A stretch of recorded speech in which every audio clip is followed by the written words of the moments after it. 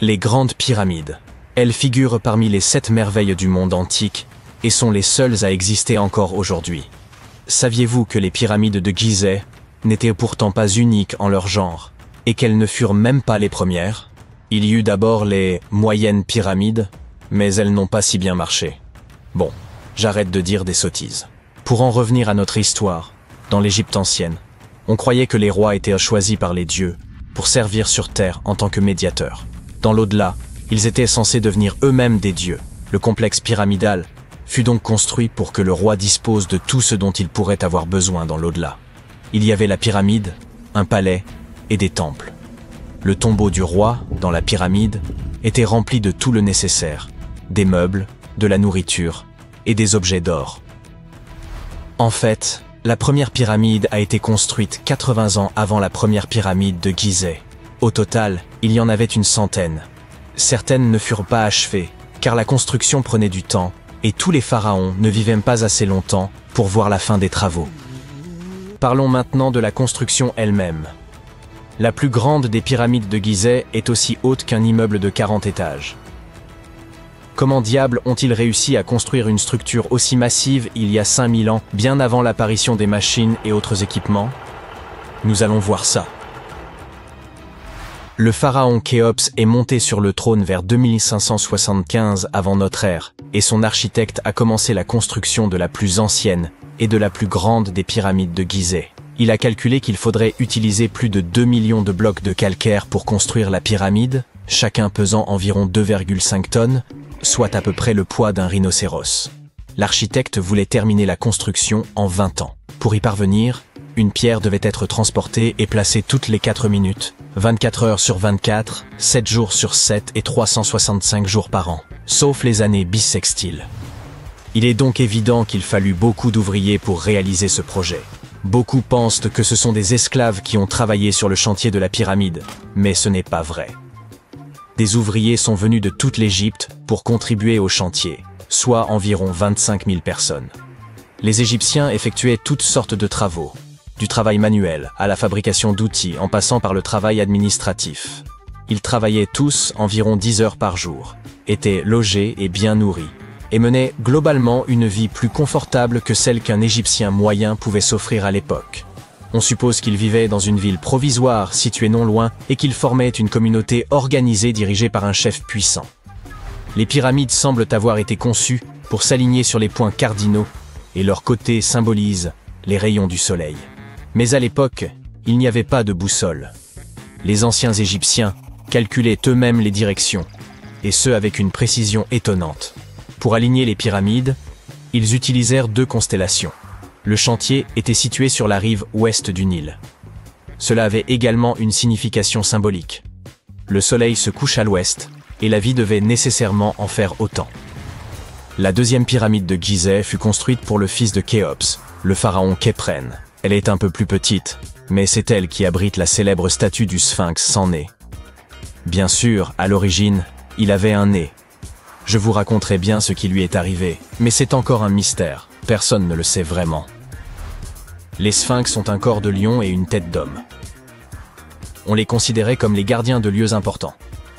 Ce célèbre sphinx porte la tête du pharaon Khéphren et garde sa pyramide, face au soleil levant. Le sphinx est l'une des plus grandes et des plus anciennes statues d'or du monde.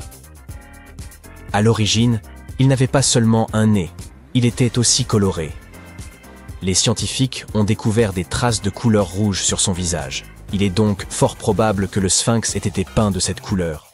Il y a également des traces de jaune et de bleu sur son corps, une statue plutôt sympa. Jusqu'en 1800 environ, le sphinx était enterré jusqu'aux épaules, mais un aventurier accompagné d'une équipe de 160 hommes le déterra. Mais revenons à notre chantier. Les ouvriers avaient bien sûr besoin de blocs de pierre. Il y avait 2 endroits principaux où l'on pouvait s'en procurer. L'un d'eux se trouvait à proximité du site. Mais cette pierre jaune, tapissée de fossiles, ne convenait que pour l'intérieur de la pyramide. Les blocs de calcaire destinés à l'extérieur furent transportés sur 13 km grâce à des traîneaux de 2,5 mètres de long. Apparemment, il n'était pas trop difficile de les tirer. On mêlait de l'eau à la bonne quantité de sable, et ça glissait bien. 10 personnes suffisaient pour tirer un traîneau transportant une grosse pierre. Étonnamment, couper des blocs de calcaire n'était pas le plus difficile. Dans le sol, le calcaire est mou et peut être fendu assez facilement. Mais après avoir été exposé à l'air, il durcit. Le plus difficile fut donc de façonner tous ces blocs. Cette étape était cruciale, car la moindre imprécision pouvait entraîner l'effondrement de toute la pyramide. Bien, ces pierres calcaires étaient extraites, transportées sur un traîneau, façonnées. Et ensuite quoi? Comment les disposer? C'est encore un mystère. Les archéologues ont découvert les vestiges d'un système de rampes datant de l'époque de la construction des pyramides. Les historiens s'accordent donc à dire que les Égyptiens ont très probablement conçu un système unique pour déplacer et tirer ces énormes blocs. L'opinion la plus répandue est qu'il y avait plusieurs rampes autour de la pyramide. Il y avait probablement une rampe centrale avec 2 escaliers de chaque côté, construits directement sur les pierres de la pyramide. La rampe grandissait au fur et à mesure que la pyramide s'élevait. On pense que certains ouvriers gravissaient les escaliers en tirant des pierres sur des traîneaux de bois. Mais ce n'est qu'une hypothèse parmi d'autres. D'autres affirment que les rampes se trouvaient autour de la pyramide. D'autres encore qu'elles se trouvaient à l'intérieur. Peut-être que nous ne le saurons jamais, et que le mystère restera entier pour toujours. Le calcaire extérieur de la pyramide était poli avec du sable et de la pierre pour qu'il brille. Au sommet, il y avait un pyramidion en or et en argent, qui scintillait sur l'Égypte comme un deuxième soleil. Voilà comment on occupait son temps il y a 5000 ans. Parlons maintenant de l'intérieur. Curieusement, il n'y a pas grand-chose à l'intérieur de la pyramide. En très grande partie, il s'agit de pierres massives, avec très peu d'espace ouvert. Mais jetons un coup d'œil rapide. Depuis l'entrée, il y a 2 escaliers, l'un qui descend, l'autre qui monte. Ils nous mènent aux chambres. Il y en a 3 à l'intérieur. Pourquoi? Apparemment, une chambre funéraire devait être toujours prête au cas où le pharaon aurait rendu l'âme avant la fin des travaux. À mesure que les travaux avançaient, d'autres chambres étaient reconstruites. La dernière était la principale, c'était la chambre du roi, celle où repose Khéops. C'est la plus grande pièce, au cœur de la pyramide, et un grand passage y mène. On l'utilisait probablement pour monter le granit, servant à décorer l'intérieur. On utilisa également du granit pour fabriquer 5 étages de poutres destinés à soutenir la structure. Et apparemment, ça a bien tenu étant donné que la pyramide est restée debout pendant des siècles. Malheureusement, aucune de ces chambres ne comporte de hiéroglyphes. Si vous voulez en voir, vous devez aller voir les tombes décorées situées près des pyramides.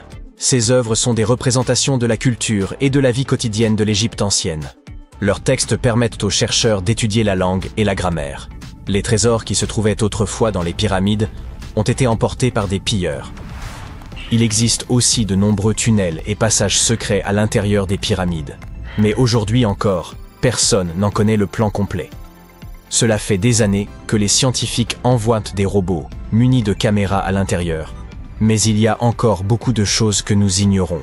Aujourd'hui, ils se servent de rayons X pour scanner les pyramides de l'extérieur, sans entrer. Alors oui, les anciens Égyptiens ont bien créé un mystère que personne n'a réussi à percer en 5000 ans.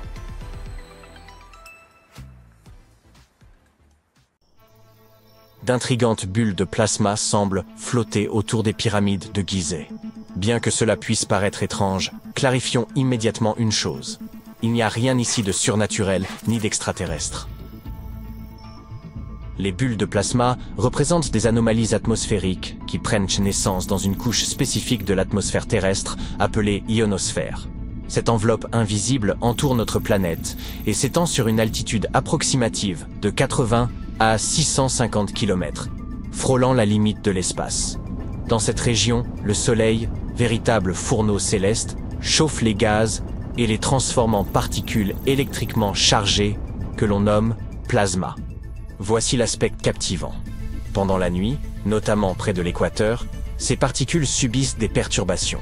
Lorsque certaines d'entre elles disparaissent simultanément en grande quantité, cela donne naissance à une bulle de plasma. Imaginez une vaste poche où le plasma est absent ou fortement réduit. Cependant, pour mériter l'appellation de bulle de plasma, le phénomène doit se manifester à une échelle considérable, avoisinant généralement les 100 km de diamètre. Si vous envisagez déjà un voyage en Égypte, jumelles en main pour inspecter les sommets des pyramides, Sachez que ces bulles de plasma sont invisibles à l'œil nu. Elles se forment bien au-dessus de nos têtes, hors de portée de notre vue. Les scientifiques doivent recourir à des instruments spécialisés, tels que le radar ionosphérique de haute latitude, l'ARID, pour les détecter. Cet équipement de pointe permet d'étudier en temps réel le déplacement et la formation des bulles de plasma, un processus qui peut, par ailleurs, être déclenché par des tempêtes solaires. Cela nous conduit à novembre 2023, moment où une tempête solaire remarquable s'est produite. Sur une échelle de gravité allant de 1 à 5, cet événement a été classé G3, correspondant à une intensité forte. Les tempêtes solaires résultent des taches solaires, des zones plus sombres et plus fraîches à la surface du Soleil, qui émettent d'intenses bouffées d'énergie dans l'espace. Ces éruptions ont engendré plusieurs tempêtes géomagnétiques sur Terre. Bien que cela puisse évoquer des scénarios catastrophiques, l'impact sur notre quotidien a été relativement limité. En réalité, ce fut une excellente nouvelle pour les passionnés d'astronomie, car la tempête solaire a donné naissance à des aurores spectaculaires, visibles jusqu'en Grèce et en Turquie. Cependant, cette tempête particulière de 2023 a également entraîné une autre conséquence remarquable. Elle a produit la plus grande bulle de plasma jamais enregistrée par le LARID. Ce phénomène, d'une ampleur inédite, s'étendait sur des régions aussi reculées que les pyramides d'Égypte et les îles Midway dans l'océan Pacifique. Une telle distance est impressionnante, et ce phénomène représente un enjeu crucial pour la science. Les bulles de plasma posent en effet une menace croissante pour les technologies modernes. Selon les experts, elles peuvent perturber les communications satellitaires et les systèmes de navigation GPS. Ainsi, si vous utilisez Google Maps ou Waze et qu'ils perdent soudainement votre localisation, une bulle de plasma pourrait en être la cause.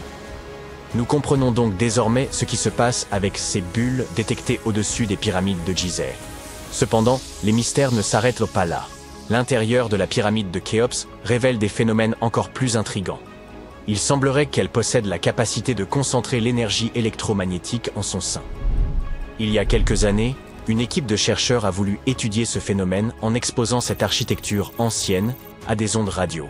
Ces ondes, semblables à celles utilisées par nos téléphones mais beaucoup plus longues, atteignent jusqu'à 600 mètres.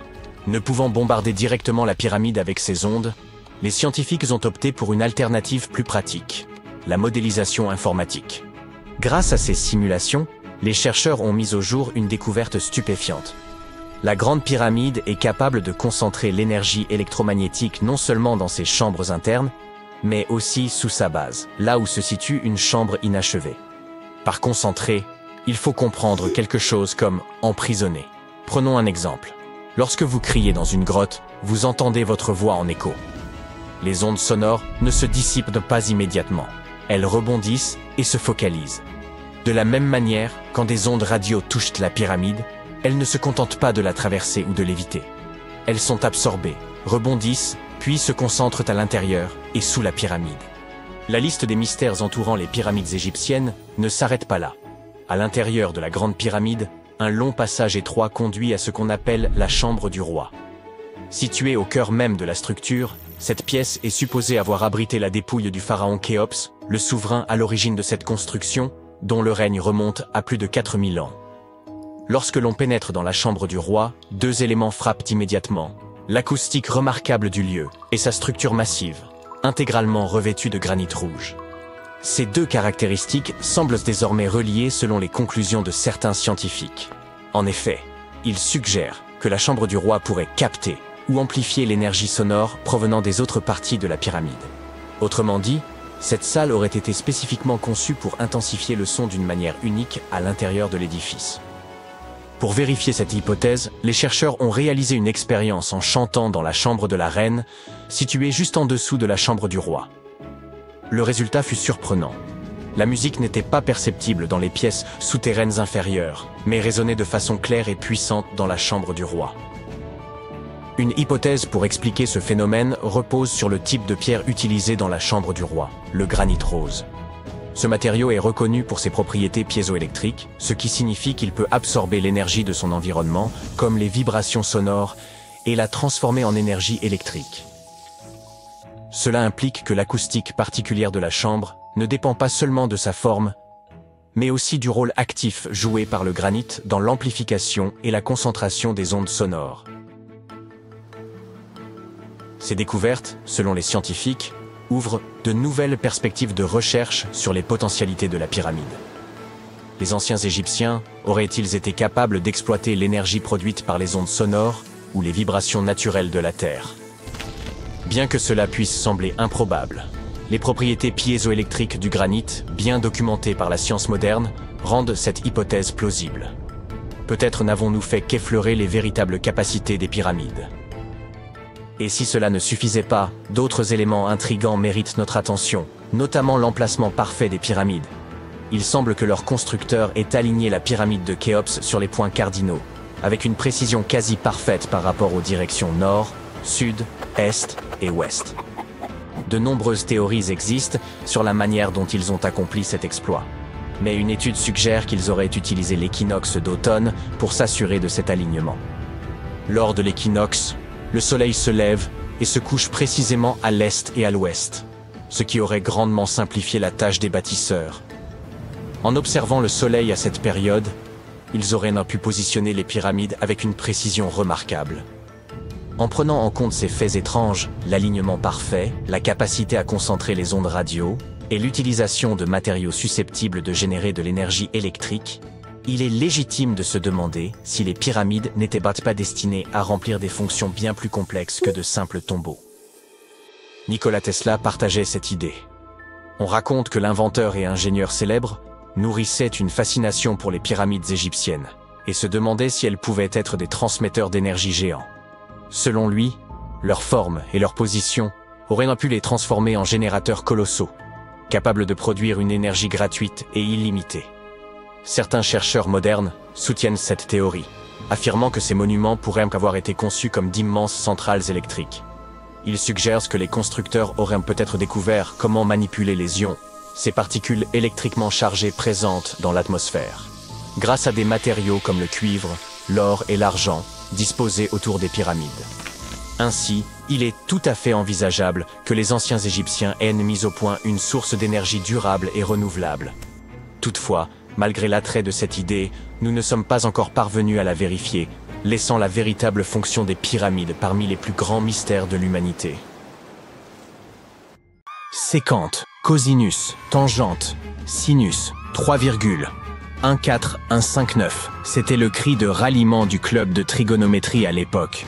Pour tous les autres élèves du cours de mathématiques, des termes tels que sinus, tangente et pi étaient tout simplement déconcertants. Qui les a inventés et pourquoi? Leur seul but était-il de rendre les choses plus difficiles pour les élèves? Eh bien, pas tout à fait. La trigonométrie a été inventée par les anciens Égyptiens. Ils avaient besoin de ces connaissances pour construire leurs pyramides, et ils ont fait du bon travail. La grande pyramide de Gizeh est toujours debout aujourd'hui, quelques 4500 ans après sa construction. Et personne n'a fait de réclamation. Sortons donc de cette salle de classe et partons pour un voyage dans le temps, afin de percer les secrets de la précision des anciens Égyptiens. Vous voici sur le chantier de la Grande Pyramide, à une quinzaine de kilomètres du Caire en Égypte. La ville n'est pas encore là. Vous n'êtes entouré que du désert et des nombreux ouvriers. Ils transportent de gros blocs de pierre pesant chacun 2,5 tonnes. Ces blocs se trouvent sur des traîneaux de bois qui eux-mêmes reposent sur de gros cylindres. Une équipe de 8 hommes fait rouler ces blocs en avant. Cela fait tout de suite penser au rouleau d'une caisse enregistreuse de supermarché. Le principe est exactement le même, mais l'échelle est plus grande, beaucoup plus grande. Les scientifiques estiment que les Égyptiens ont utilisé 2,3 millions de blocs de ce type rien que pour la Grande Pyramide. Et le bloc qui se trouve devant vous est l'un des plus légers. Le plus lourd d'entre eux pesait près de 15 tonnes. Mais d'où venaient tous ces blocs? La plupart provenaient de carrières situées autour de Gizeh. Ce n'est pas très impressionnant, pensez-vous. Mais attendez de savoir comment les ingénieurs de l'Antiquité ont transporté du granit sur 800 km jusqu'à la pyramide. À l'époque, il n'y avait ni chemin de fer, ni autoroute. Mais il y avait le Nil, ce fleuve puissant. Les chercheurs pensent même que les Égyptiens ont creusé un canal pour relier le Nil directement au site de construction des pyramides. Il suffisait alors d'attendre le début de la saison des crues, et le tour était joué. La montée des eaux faisait flotter les lourds blocs de pierre. Mais comment ont-ils ensuite soulevé tous ces énormes cailloux sur la terre ferme pour les empiler ainsi jusqu'au sommet? Disposaient-ils de grues gigantesques? Les anciens Égyptiens ont contourné ce problème, littéralement. L'un des ouvriers vous montre maintenant la rampe géante qui fait le tour de la pyramide qu'ils sont en train de construire. C'est ainsi qu'une route de montagne se ferait un chemin en zigzag jusqu'au sommet. Si la rampe rejoignait directement le sommet de la pyramide, les ouvriers ne pourraient pas s'en servir pour tirer les blocs de pierre. Elle serait trop abrupte. Les scientifiques ont calculé que l'inclinaison maximale était de 8%. Les anciens Égyptiens ont donc simplement prolongé la rampe autour de la pyramide. Encore une fois, il ne s'agit que de théorie, car la rampe aurait pu se trouver à l'intérieur de la pyramide, comme le suggèrent certains chercheurs. La méthode de construction exacte reste un mystère, gardé jalousement par le Sphinx. C'est son vrai nom, n'est-ce pas? Eh bien c'est faux. Le grand Sphinx n'est que le pseudonyme de la statue. Vous savez, ce nom que prennent les écrivains lorsqu'ils veulent se cacher leur véritable identité, ou le nom de scène d'un chanteur. Le véritable nom du Sphinx, traduit de l'égyptien, signifie Horus à l'horizon. C'était le nom de la divinité égyptienne du ciel. Le mystère ne s'arrête pas là. Un homme passe devant vous avec un seau de peinture. Il va ajouter une touche de couleur au grand Sphinx. Les chercheurs ont trouvé des taches de cette couleur rouge à côté de son oreille. Il s'agit d'une peinture très résistante, qui a tenu pendant des milliers d'années. Vous vous tenez maintenant en face du Sphinx. Vous levez les yeux. Il est très grand, n'est-ce pas? 20 mètres, pour être précis. Résistez à l'envie de prendre un selfie. Allez, vous pouvez le faire. Vous remarquez maintenant autre chose. On dirait que le Sphinx se trouve au centre d'un triangle géant. C'est l'un des côtés de la grande pyramide. Et non, vos yeux ne vous jouent pas des tours. Le Sphinx se trouve vraiment au centre de la face latérale de la pyramide. C'est ici que les mathématiques entrent en jeu. Une pyramide a 4 faces, appelées faces latérales. Il y a aussi une 5e face, la base, mais elle n'est pas visible. C'est, vous l'avez deviné, la face cachée. Le Sphinx a un dernier mystère à révéler, son âge. Les scientifiques s'accordent à dire que c'est le pharaon Képhren qui l'a construit. Il a régné après son père qui avait construit la grande pyramide, toute proche. Les deux structures ont donc été achevées à la même époque. Mais revenons à nos jolis nombres. Vous avez entendu parler de Cléopâtre, cette princesse égyptienne dont on dit qu'elle était d'une grande beauté? Elle a vu les pyramides, mais elle vivait plus près de l'époque du premier iPhone que de celle des bâtisseurs de pyramides. Fascinant, non? Vous pouvez voir des milliers de personnes autour de vous. Ils travaillent dur pour construire le tombeau du pharaon. Mais combien sont-ils exactement? Un philosophe grec a estimé qu'il y avait jusqu'à 100 000 ouvriers. Ce chiffre semble acceptable pour une structure aussi gigantesque, mais il ne peut pas être correct. La science ne peut tout simplement pas confirmer ce chiffre. Les égyptologues estiment le nombre total d'ouvriers à 30 000. Et oui, Indiana Jones était l'un d'entre eux, du moins sur le grand écran, mais il est arrivé en retard. Les égyptologues en savent beaucoup sur les pyramides, mais ils ne savent pas tout. Non pas parce qu'ils ne veulent pas savoir, mais parce qu'ils n'ont pas encore recueilli suffisamment de preuves. Ils ne peuvent que supputer le processus de construction. D'abord, les ingénieurs arrivaient pour choisir le bon endroit et prendre les mesures nécessaires. C'est pour cela qu'ils avaient besoin de toutes ces mathématiques compliquées. Ensuite, il fallait s'approvisionner en matériaux, les gros blocs de pierre dont j'ai parlé plus haut. Les bateaux les livraient à l'emplacement de la future pyramide, et les ouvriers pouvaient enfin s'atteler à la tâche. Ils travaillaient en petits groupes, mais ils étaient au moins 2000 à ciseler et à sculpter à tout moment. Cela ressemble à un chantier d'aujourd'hui? C'est très similaire, mais ça se passe il y a des milliers d'années. Il est étonnant de voir ce que les Égyptiens de l'Antiquité étaient capables de réaliser avec des outils en cuivre et en pierre. La pyramide est maintenant terminée. Mais s'agit-il de la même pyramide que celle que nous voyons aujourd'hui? Pourquoi cette structure brille-t-elle sous le soleil du désert? N'est-elle pas censée être d'un jaune poussiéreux? Eh bien non. Au fil du temps, l'activité humaine et les éléments ont complètement décapé la couche extérieure des pierres. Des artisans experts avaient poli ces blocs en utilisant uniquement de la pierre et du sable. Le résultat final était une pierre lisse et brillante. Le jour de son achèvement, la grande pyramide de Gizeh était un triangle de lumière parfait. Ses faces polies étaient crantaux comme des miroirs géants, reflétant le puissant soleil égyptien. C'est à ce moment-là que vous devez mettre vos lunettes. La chose brillante que vous voyez au sommet de la pyramide est en réalité faite d'or. On appelle pyramidion la pierre de couronnement que l'on place tout en haut d'une pyramide. Elle était recouverte de feuilles d'or. Comme vous pouvez le deviner, ce sont ces pierres qui ont disparu en premier. Avant de vous ramener dans votre salle de classe, nous allons faire un autre arrêt. Nous nous rendons dans les îles britanniques. Et non, ce n'est pas à Stonehenge que nous allons. Il s'agit de Newgrange, dans le comté de Meath. Les scientifiques estiment que les anciens peuples d'Irlande ont construit ce monument de pierre aux alentours de 3200 ans avant notre ère. Il est donc plus ancien que Stonehenge et que la grande pyramide de Gizeh. La fonction du monticule circulaire de Newgrange est la même que celle de la grande pyramide et est tout aussi mystérieuse. On estime à plus de 220 000 tonnes le volume de pierres détachées présentes dans la vallée. Et il ne s'agit pas de pierres jetées au hasard sur une pile. L'ordre dans lequel elles sont disposées rend la structure imperméable. Cela expliquerait comment Newgrange a pu tenir si longtemps. N'avez-vous pas soudain envie de vous procurer un étui bien étanche pour votre téléphone? Vous êtes de retour à votre pupitre. Mais le cours de mathématiques d'aujourd'hui est la dernière chose à laquelle vous pensez. Vous pensez à la grandeur des pyramides égyptiennes, et vous vous demandez si nous avons quelque chose de semblable aujourd'hui. Eh bien, sachez que les ingénieurs modernes sont tout aussi impressionnés que vous par la grande pyramide. On trouve une pyramide de verre dans la cour principale du célèbre musée du Louvre à Paris. Le panorama de San Francisco ne serait pas complet sans la Trans-America pyramide de 48 étages. Mais c'est à Las Vegas que l'on est allé le plus loin. C'est dans cette ville que se trouve l'hôtel Luxor. Il est très grand. C'est même la 3e plus grande pyramide de la planète. Et devinez ce qui se trouve juste devant. Oui, une réplique du Sphinx. Elle mesure 33,5 mètres de haut, soit 2 étages de plus que celle de Gizeh.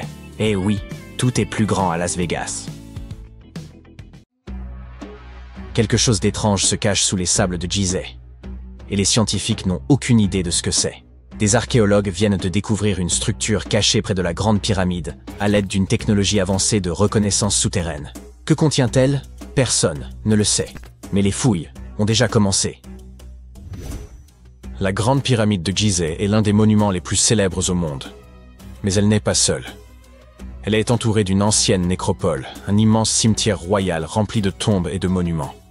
Ils appartiennent à des pharaons, à des nobles et à d'autres hauts dignitaires. La plupart de ces tombes se trouvent au-dessus du sol. Elles portent le nom de mastabas. Il s'agit de sépultures rectangulaires au toit plat, construites en calcaire ou en briques crues. Elles font l'objet d'études depuis des décennies. Cependant, grâce à de vieux films, nous savons qu'il ne s'agit pas de simples tombeaux. Ils abritent de profonds puits verticaux menant à des chambres funéraires souterraines, où le passé a été scellé pour l'éternité. Récemment, des archéologues ont découvert un étrange espace, vide dans le cimetière. Une parcelle de terrain totalement inexplorée. Pas de mastaba, pas de ruines visibles, rien. Pendant des années, ils l'ont ignoré. Mais entre 2021 et 2023, ils ont décidé d'enquêter. Ils n'ont toutefois pas creusé. Au lieu de cela, ils ont utilisé une technologie similaire à nos radios médicales, mais pour le sol. Ces radars ont permis aux scientifiques de voir. Et il y avait bien quelque chose sous le sable, quelque chose qui avait été délibérément enterré et oublié. Une structure souterraine en 2 parties. L'une est peu profonde et en forme de L. Elle mesure environ 10 mètres de long et est enterrée à seulement 2 mètres de profondeur. Et plus bas, une anomalie plus mystérieuse encore. Une structure complètement différente de tout ce qui se trouve dans les environs. Ils l'ont qualifiée d'anomalie à haute résistance, ce qui signifie qu'elle est dense et solide, probablement faite de pierre, de sable ou même de métal, et personne ne sait ce qu'elle renferme. Il est évident que cette structure en forme de L a été construite de main d'homme. Elle n'a rien de naturel, et il se pourrait qu'elle ne soit qu'une entrée vers ce qui se cache en dessous. Cependant, nous n'avons encore que des hypothèses concernant son contenu. Elle est remplie de sable et de gravier. Elle a probablement été remblayée délibérément après sa construction, peut-être pour la préserver. Pourquoi? Nous ne le savons pas.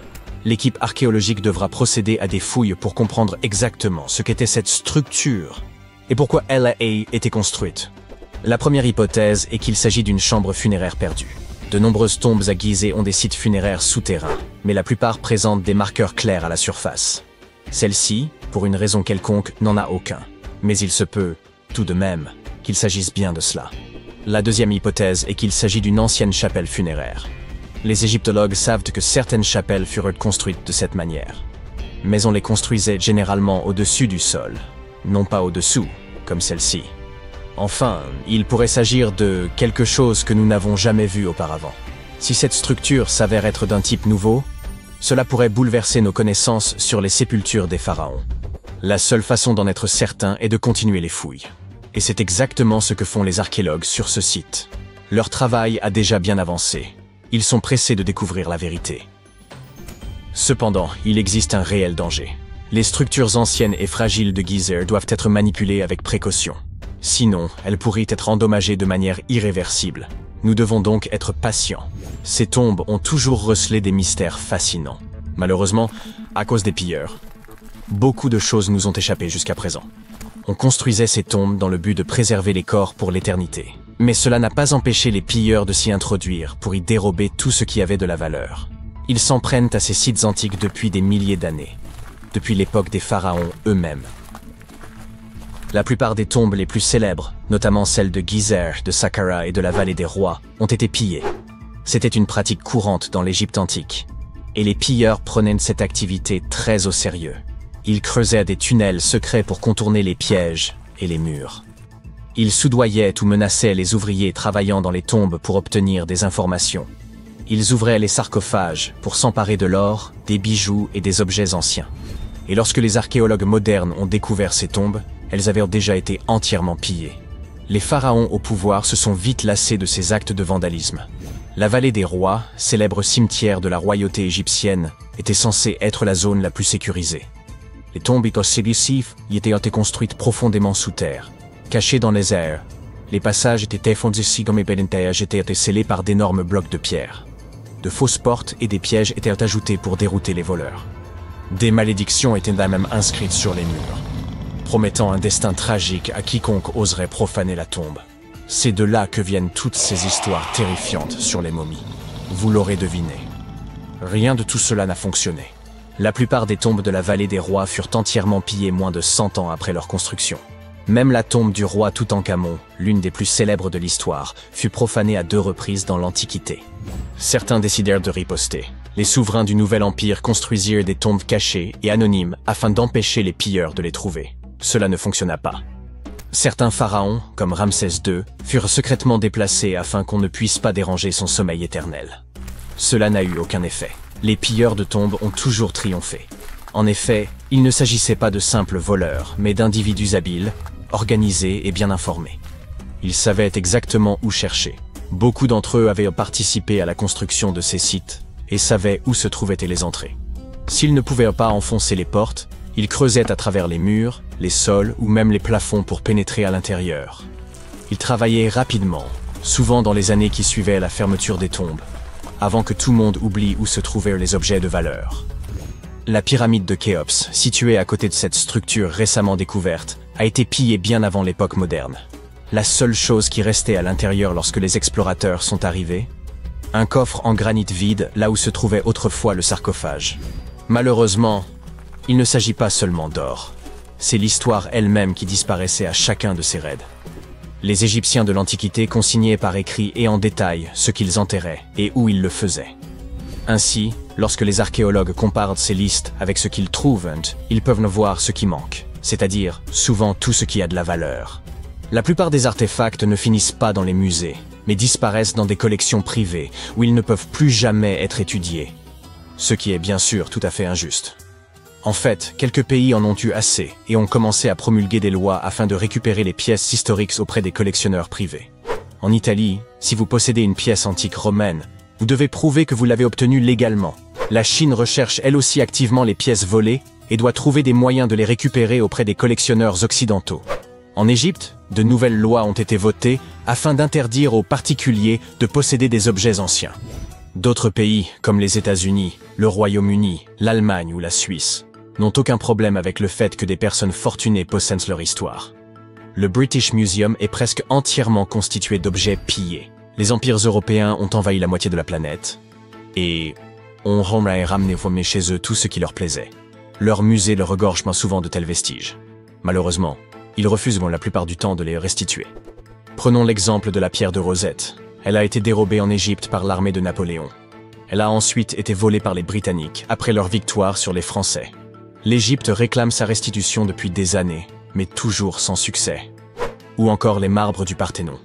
Ces magnifiques sculptures grecques monumentales ont été dérobées à Athènes par un lord britannique au XIXe siècle.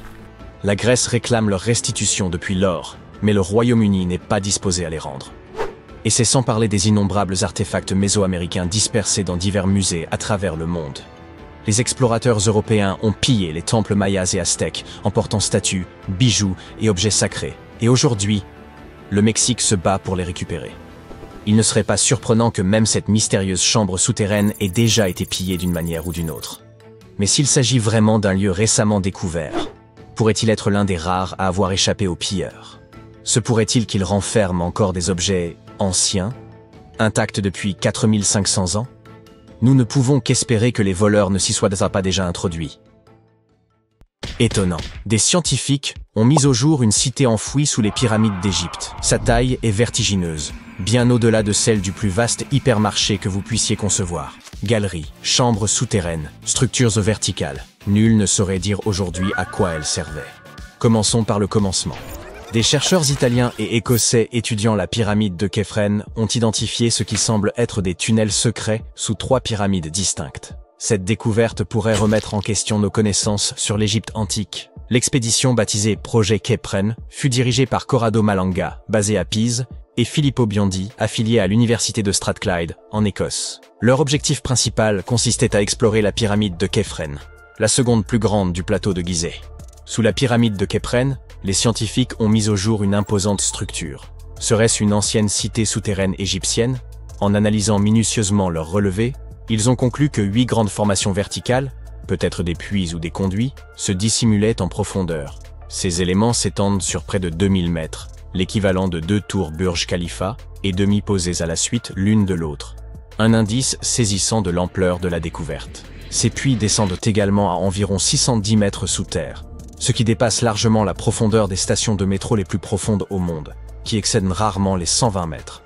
De forme cylindrique, ils sont bordés d'escaliers en spirale, évoquant les tours d'un ancien château gothique. Ils mènent à 2 vastes chambres aux contours inhabituels. S'agirait-il de cubes ou de vasques géantes? Chacune semble mesurer plus de 80 mètres de diamètre. Bien que ces structures aient désormais été identifiées, leur fonction première demeure totalement inconnue. Souhaitez-vous une révélation encore plus troublante? L'équipe est convaincue que des accès similaires existeraient sous chacune des 3 pyramides. Autrement dit, elles pourraient être interconnectées par un réseau secret de tunnels, de galeries et de salles enfouies. Et plus bas encore, à près de 1200 mètres sous la surface, d'autres structures, encore non répertoriées, pourraient sommeiller dans les profondeurs. Et cela ne contribue-t-il pas à nourrir le mystère? L'élément le plus saisissant reste peut-être cette hypothèse formulée par certains chercheurs. Les structures dissimulées autour des pyramides de Gizeh pourraient coïncider avec les légendaires salles d'Amonti. Dans la mythologie égyptienne, ce lieu est décrit comme l'ultime étape des mourants, où l'âme, durant 3 jours, est soumise à un jugement rigoureux et affronte ses terreurs les plus profondes. Mais comment les chercheurs ont-ils pu localiser ces cavités invisibles? Pour ce faire, ils ont mobilisé 2 satellites situés à 680 km d'altitude. En dirigeant des ondes radar vers le plateau de Gizeh, ils ont obtenu des images d'une extrême précision, ensuite recomposées, pour former une modélisation tridimensionnelle du réseau souterrain, incluant les puits récemment découverts. Grâce à la technologie radar à synthèse d'ouverture, ou SAR, capable de traverser la roche, l'équipe a repéré 5 petites structures ressemblant à des salles, dissimulées profondément au sein de la pyramide. L'une d'elles contenait un sarcophage que l'on croyait autrefois être celui du pharaon Képhren. Hypothèse qui fut largement admise jusqu'à cette nouvelle analyse. Aujourd'hui, les scientifiques estiment que cette interprétation était erronée. Le tombeau véritable se situerait sans doute ailleurs. Il reste que ces 5 chambres, jusque-là inconnues, furent révélées uniquement grâce aux récentes explorations radar. Elles semblent disposées en plein cœur de la pyramide, reliées par des corridors souterrains qui s'enfoncent en plus bas. Certains avancent que ces galeries pourraient mener à d'autres chambres, ou puits dissimulés, possiblement âgés de plus de 4500 ans, et susceptibles d'éclairer les énigmes, encore irrésolues, des civilisations antiques. Les premières analyses suggèrent que cet espace enfoui est bien plus complexe qu'une simple succession de salles vides. Il se pourrait qu'un grand nombre de structures soient enfouies à proximité des pyramides de Gizeh. Comment l'expliquer? Certains indices suggèrent que l'ensemble comprend des zones excavées, parcourues d'escaliers en spirale qui s'enfoncent davantage. En affinant les images captées, il serait possible de révéler l'existence d'un vaste réseau souterrain, peut-être même les vestiges d'une ville entière, ensevelie sous le plateau. Malgré l'enthousiasme suscité par ces révélations, nombreux sont ceux qui demeurent sceptiques quant à l'existence réelle de cette cité souterraine. Le manque de validation scientifique par des pairs alimente leurs doutes, incitant plusieurs archéologues et spécialistes en imagerie radar à remettre en cause la fiabilité de ces affirmations. Selon eux, les outils employés pour effectuer ces relevés ne posséderaient peut-être pas la précision technique nécessaire pour restituer des images aussi élaborées de ce qui gît sous la surface. Selon eux, les 5 petites chambres repérées à faible profondeur pourraient n'être que des formations naturelles, d'autant que cette région revêtait déjà une importance rituelle bien avant l'édification des pyramides. Certains vont jusqu'à rejeter totalement le recours aux technologies radar dans un tel contexte, les qualifiant de méthodes non validées sur le plan scientifique et mettant en doute leur fiabilité. Cette découverte a également ravivé les débats autour des traditions mythologiques égyptiennes et de la possible présence de manuscrits anciens enfouis sous le plateau de Gizeh. La configuration des chambres nouvellement identifiées rappelle en effet celle que décrivent les récits sur la légendaire salle des archives, un espace mythique censé préserver le savoir primordial des premiers Égyptiens.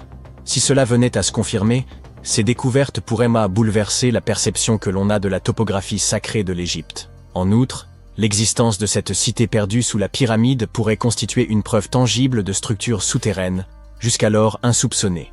C'est pour cela que l'équipe du projet Kephren est impatiente d'entamer les fouilles permettant de vérifier ces hypothèses. Toutefois, obtenir l'aval des autorités égyptiennes constitue un processus ardu. Les résultats devront encore passer l'épreuve d'une évaluation par des spécialistes avant d'être validés par le monde académique. D'ailleurs, cette découverte archéologique fait suite à une autre annonce, celle de la mise au jour d'une structure insolite sous la nécropole royale de Gizeh, que certains chercheurs soupçonnent de ne pas être d'origine naturelle. Grâce à des techniques de télédétection, les archéologues ont mis au jour une étrange structure souterraine en forme de L, enfouie dans le cimetière ouest de Gizeh. Cette section est réputée pour renfermer les tombes de membres de la royauté ainsi que de hauts dignitaires. Nombre de ces sépultures sont surmontées de mastabas, des édifices rectangulaires en pierre ou en briques de limon, coiffés d'un toit plat. Or, en plein centre de cette nécropole, subsiste une portion dépourvue de toute structure visible en surface. Pour examiner cette zone encore inexplorée, les chercheurs ont recours à la tomographie de résistivité électrique, ERT, et au radar à pénétration de sol, GPR. L'ERT repose sur l'injection de courant dans le sol et sur la mesure de leur résistance afin de révéler d'éventuelles anomalies. Quant au GPR, il projette des ondes radar dans le sous-sol pour en dessiner les formes selon les échos obtenus. À une profondeur d'environ 2 mètres, les chercheurs ont détecté une anomalie. Elle semblait correspondre à une structure souterraine en L, mesurant au moins 10 mètres de long. D'après les relevés, il est probable que cette structure ait été remplie de sable après son édification. Cette découverte a conduit les chercheurs à envisager plusieurs hypothèses. Il pourrait s'agir d'un mélange de sable et de gravier, ou peut-être d'une cavité d'air. L'anomalie a été classée comme hautement résistive, ce qui suggère une origine non naturelle. Le professeur Motoyuki Sato, auteur principal de l'étude et enseignant à l'université de Tohoku, souligne que la netteté des contours appuie l'idée d'une structure artificielle. Un autre élément intrigant concernant les pyramides antiques d'Égypte tient à l'idée, longtemps admise par les historiens, qu'elles furent érigées au profit de la royauté et des élites, seules à posséder les moyens nécessaires.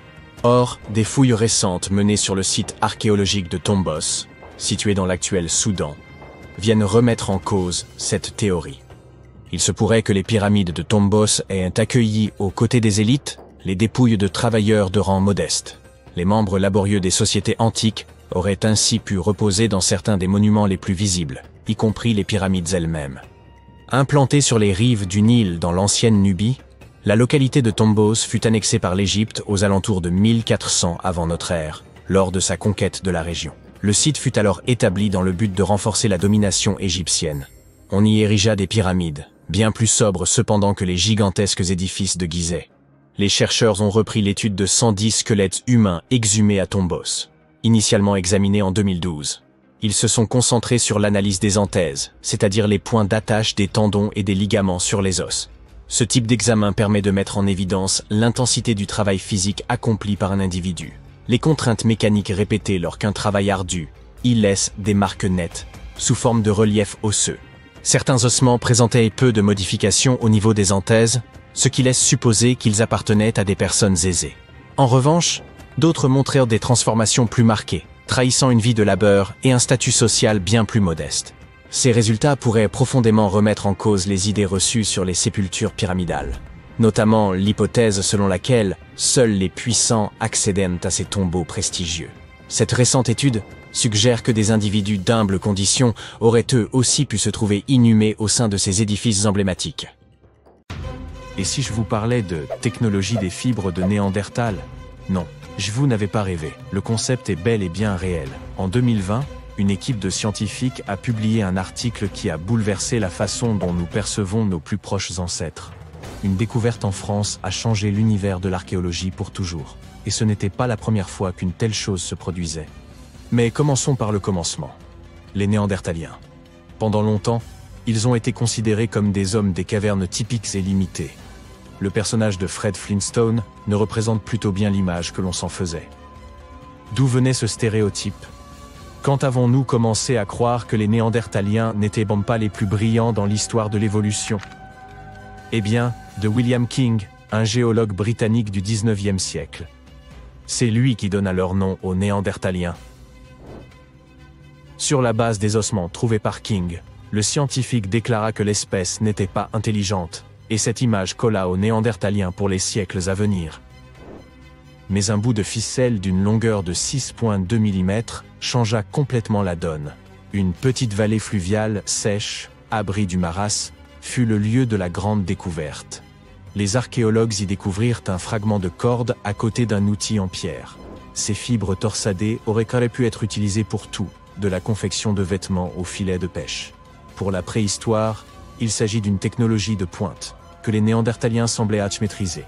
Les scientifiques savaient déjà que ces premiers hommes fabriquaient du goudron à partir d'écorces de bouleau et qu'ils produisaient des perles à partir de coquillages. Il existe même des preuves de l'existence d'un art néandertalien. En d'autres termes, ils étaient loin d'être primitifs. Le morceau de corde et d'autres découvertes similaires modifient la façon dont nous percevons nos ancêtres. Le monde de l'archéologie est en constante évolution. Prenons l'exemple des pyramides d'Égypte. Il s'avère qu'elles n'ont pas vraiment été construites par une armée de personnes que le pharaon faisait travailler jusqu'à ce qu'elles s'évanouissent. Hérodote, le célèbre historien grec, est à l'origine de cette confusion. Il affirma en effet, en 500 avant notre ère, que Ma'il-Homme avait participé à la construction de la grande pyramide de Gizeh, sans préciser qui étaient ces hommes ni pourquoi ils construisaient les pyramides. C'est ainsi que le mythe commença. D'énormes dalles de pierre tirées par des hommes, conduits par un contremaître armé d'un fouet. Les égyptologues ne sont pas de cet avis. Il s'agit des scientifiques qui étudient la culture de l'Égypte ancienne. Assez récemment, en 1988, ils découvrirent un village de travailleurs qui racontait une toute autre histoire. Certes, les ossements des travailleurs témoignaient d'un travail acharné, mais le secteur de la construction est très exigeant physiquement, même aujourd'hui. Il a fallu près de 6 ans et 12 000 hommes pour achever le plus haut bâtiment du monde, Burj Khalifa. De retour en Égypte, 3 fois plus d'ouvriers achevèrent la Grande Pyramide, en environ 2 décennies. Un exploit impressionnant d'ingénierie ancienne, n'est-ce pas? Les supérieurs traitaient si bien d'elles les Égyptiens, qui construisaient les pyramides. Leur régime était riche en protéines. Ils bénéficiaient de soins médicaux et étaient correctement rémunérés. En fait, ils vivaient mieux que la population non active. Et ils vivaient avec leurs familles à proximité du chantier. Les archéologues savent tout cela parce qu'ils ont mis au jour des boulangeries et des dortoirs, avec des jarres à pain et d'autres types de nourriture. Signes semblant montrer que les pharaons étaient de bons employeurs, et que le marché du travail n'était pas si terrible que ça pour eux après tout. Ils conservaient également des registres papyrus détaillés de la construction en hiéroglyphes. Vous et moi serions bien incapables de lire ces lettres qui ressemblent à des dessins. Les égyptologues avaient le même problème. Cela faisait plus d'un millénaire que personne n'avait utilisé ce type de police. Et bien entendu, il n'existait pas de dictionnaire anglais ancien égyptien que l'on pouvait consulter pour trouver le sens des signes. Tout passe, tout cela changea en 1822. Quelques décennies auparavant, les Français avaient trouvé une plaque brisée de granit noir. La pierre contenait un texte en 3 écritures, grec ancien, hiéroglyphes égyptiens et démotiques. Cette dernière représentait également la langue égyptienne, mais dans une écriture simplifiée. Les scientifiques datèrent la plaque à l'an 196 avant notre ère. Le contenu était un texte religieux. Le philologue et orientaliste français Jean-François Champollion fut le premier à déchiffrer le code. Car heureusement, les gens n'avaient pas oublié les lettres du grec ancien. Le français parvint donc à faire correspondre les lettres grecques avec celles de l'écriture égyptienne. Et voilà. Les hiéroglyphes étaient enfin déchiffrables. Le nom du morceau de granit qui rendit tout cela possible est la pierre de Rosette. L'importance de sa découverte va au-delà de l'archéologie. Le terme « pierre de Rosette » est même entré dans le dictionnaire français. Il représente une découverte qui aide les gens à comprendre une énigme qui les a longtemps laissés perplexes. Il existe même des jeux suivant le même principe. Un symbole est associé à un message particulier. Il faut ensuite décoder le message en remplaçant le symbole par la lettre correspondante. C'est ce que les scientifiques firent avec la pierre de Rosette il y a plus de 2 siècles, mais à une échelle beaucoup plus grande. Savez-vous quelle est la plus ancienne langue déchiffrée en Europe? Elle porte un nom peu attrayant, le linéaire B. Ce syllabaire appartient à la langue grecque mycénienne. Le mycénien est antérieur de plusieurs siècles à l'alphabet grec ancien. On peut facilement deviner de quelle écriture elle est issue. Le linéaire A. Les habitants de la Crète utilisaient le linéaire B il y a plus de 1000 ans, entre 1340 avant Jésus-Christ et 1190 avant Jésus-Christ. À la fin de l'âge de bronze, la civilisation grecque qui utilisait cette écriture disparut. Plus personne ne pouvait lire le linéaire B et, surtout, personne ne savait qu'il avait même existé. Les choses allaient changer au cours des premières années du XXe siècle. Un archéologue britannique du nom de Sir Arthur Evans fit la découverte d'un vaste complexe palatial à Knossos, en Crète, Grèce. Il s'agissait du centre de la culture minoenne, à l'origine de l'énigmatique écriture. Le palais comptait quelques 1300 pièces, ornées de peintures colorées représentant des dauphins, des griffons et des taureaux. Tout cela captiva l'imagination des archéologues, mais leur plus grande découverte passa d'abord inaperçue. Des milliers de plaques d'argile cuites. L'incendie qui avait détruit le palais avait en effet permis de préserver les tablettes. Lors de la découverte des plaques, il fut impossible de lire ce qui figurait, car il s'agissait d'une langue inconnue. La communauté scientifique dut attendre encore un demi-siècle avant de pouvoir déchiffrer les plaques. C'est Michael Ventris qui finit par déchiffrer le code. Il s'agit d'un architecte et cryptographe anglais. Ventris avait étudié le grec et le latin. C'est en assistant à la conférence du célèbre archéologue Arthur Evans que le jeune homme décida de résoudre une fois pour toutes l'énigme du linéaire B. Il y parvint en 1952. L'un des faits les plus étonnants dans les découvertes de Ventris est que l'écriture s'avéra être une forme archaïque de grec.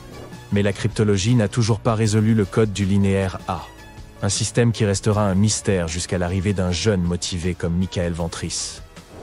Ils n'auraient pas besoin d'être des archéologues professionnels. Basil Brown ne l'était pas, et pourtant, en 1939, il découvrit la tombe du Haut Moyen-Âge la plus riche d'Europe, à Sutton Hoo, dans le sud-est de l'Angleterre.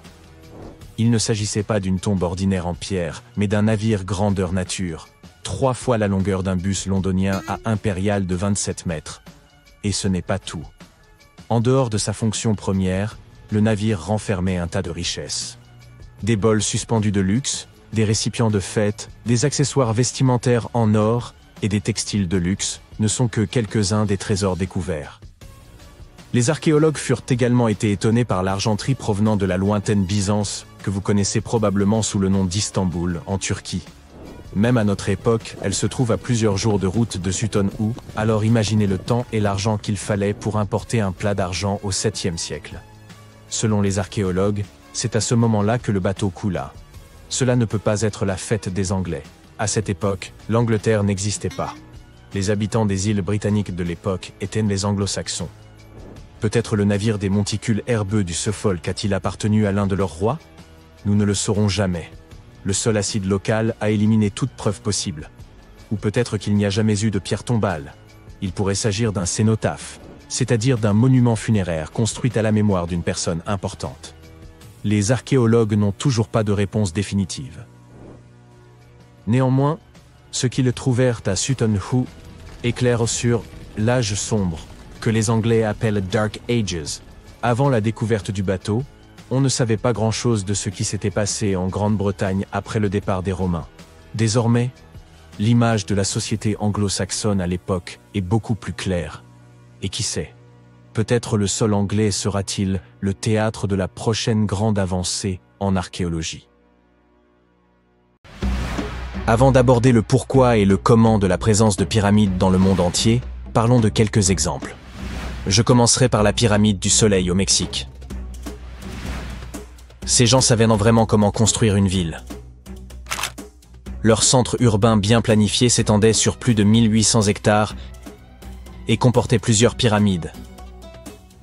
Mais la pyramide du Soleil est la plus impressionnante. Cette structure gigantesque a été édifiée en l'an 100 de notre ère et est l'une des plus grandes constructions de ce type dans tout l'hémisphère occidental. Elle s'élève à 66 mètres au-dessus du sol. Si vous vous retrouvez un jour dans cette ancienne cité, vous ne pourrez pas manquer la pyramide du Soleil. Elle se trouve juste à l'est de l'allée des Morts, la principale rue nord-sud de la ville. Pour construire cette incroyable pyramide, environ 765 000 mètres de matériaux ont été utilisés, dont une roche volcanique rouge appelée Tézontl. Impressionnant, non ? Nous en savons assez peu sur ceux qui ont construit cette pyramide et sur sa fonction, mais les archéologues pensent qu'il y avait autrefois un temple à son sommet. Dans les années 70, ils ont découvert un certain nombre de tunnels et de mystérieuses salles dans son sous-sol. En 2011, ils ont même trouvé une cachette contenant des pots en argile, des morceaux d'obsidienne, des os d'animaux, des figurines humaines et même un masque. Qui sait quels autres secrets se cachent dans cette pyramide? Si vous décidez de la visiter, vous devrez gravir les 248 marches inégales qui se trouvent sur sa face ouest. N'allez pas trébucher. Le Soudan a aussi ses pyramides. Les pyramides nubiennes ne sont pas aussi grandes que celles d'Égypte, mais il y en a quand même environ 200. Ces anciennes pyramides ont abrité pendant près de 1000 ans les tombes des pharaons du royaume de Méroé, qui régnaient sur l'Égypte de la Nubie à la mer Méditerranée. Les pyramides de Méroé ont été construites en granit et en grès rougeâtre. Et saviez-vous que le Soudan possède plus de pyramides anciennes que l'Égypte? Les pyramides couchites témoignent de l'architecture indigène et des traditions funéraires des royaumes de Napata et de Méroé en Nubie, que l'Égypte ancienne a influencé. Méroé, où ont été enterrés plus de 40 reines et rois, est le site pyramidal nubien le plus étendu. Les murs des tombes représentent des rois momifiés parés de bijoux, leurs coffrets en bois contenant des arcs, des carquois de flèches et d'autres objets témoignant des relations et des échanges commerciaux avec les civilisations égyptiennes et grecques. Si vous souhaitez explorer des tombes anciennes, vous pouvez donc éviter les foules en Égypte et vous rendre au Soudan. Envolons-nous vers l'Irak à la découverte d'autres pyramides. Les ziggourats sont composés de strates successives et de temples étagés. Au lieu de murs lisses et droits, elles ont des étages, comme des gâteaux, qui permettaient la réalisation de travaux et la tenue de rituels importants. Ces structures imposantes sont disséminées dans tout l'Irak et l'Iran. Elles témoignent de la puissance et des compétences des peuples qui les ont construites. L'une des plus grandes et des plus impressionnantes ziggourats est celle d'Ur. Il s'agit d'une pyramide rectangulaire géante de 20 à 30 mètres de haut, surmontée de 3 niveaux de terrasse et d'un temple. Pouvez-vous imaginer le nombre de briques cuites qu'il a fallu pour construire cet édifice? 720 000 pour la seule partie inférieure. Cette ziggourate a été construite pour le roi sumérien Ur-Nama. Comme les autres, elle existe depuis des milliers d'années, ce qui explique qu'elle ait été un peu malmenée. Heureusement, le roi babylonien Nabuchodonosor II et quelques archéologues sont venus à sa rescousse, respectivement au VIe avant notre ère et au XXe siècle. Aujourd'hui, elle se trouve près de la base aérienne de Talil. La ziggourate d'Ur a été construite en 2100 avant notre ère par le roi Ur-Nama, pour le dieu de la lune Nanna. C'était le plus haut bâtiment de la ville et on pouvait le voir à des kilomètres à la ronde. Il ressemblait à la flèche d'une cathédrale médiévale. Les gens y apportaient leur surplus agricole et obtenaient leur lot de nourriture en retour, mais c'était aussi un lieu spirituel. Malheureusement, le temple de Nanna, situé au sommet de la ziggourate, n'a pas survécu, mais nous possédons quelques briques bleues, vernissées, qui pourraient avoir fait partie de son décor. Les parties inférieures de la ziggourate sont tout de même étonnantes. Les architectes ont même percé des trous dans l'extérieur du temple pour permettre à l'eau de s'évaporer. Maintenant que nous avons exploré quelques-unes des pyramides de notre planète, élargissons notre perspective. On en trouve dans de nombreuses régions du monde. L'Égypte compte plus de 100 pyramides. Le Soudan en a le double, et des dizaines d'autres sont disséminées au Moyen-Orient et en Chine. Mais c'est en Amérique que l'on trouve le plus grand nombre de pyramides. Il y en a plus là-bas que dans toutes les autres parties du monde réunies. Ces pyramides sont situées au Mexique, au Guatemala, au Honduras et au Salvador. Voici un aperçu de l'évolution des pyramides au cours de l'histoire.